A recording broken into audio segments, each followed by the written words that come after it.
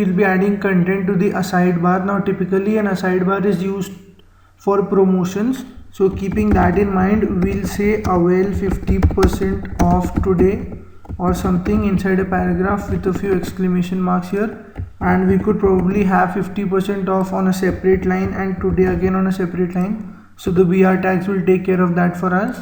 So what we have done here is we have quickly added one small paragraph which says avail 50% off today.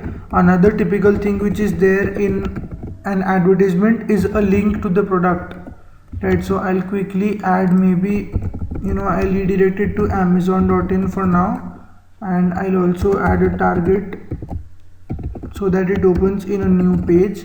So I'll add underscore blank here and I'll add the text saying buy now. So when the user clicks on buy now, he is redirected to amazon.in, right? So let us refresh it. Now since this particular piece of code is available after the section and before the footer tag, so let us find it out on the website. So we have the header here, we have the first article, we have the second article, we have the footer, and here we have the aside bar section. Now the aside bar should typically come on one of the corners, either the right hand side or the left hand side, which will come under the styling part. So for now we have taken care of all the different sections. We have filled content everywhere, including the header portion, the section portion which has two articles. The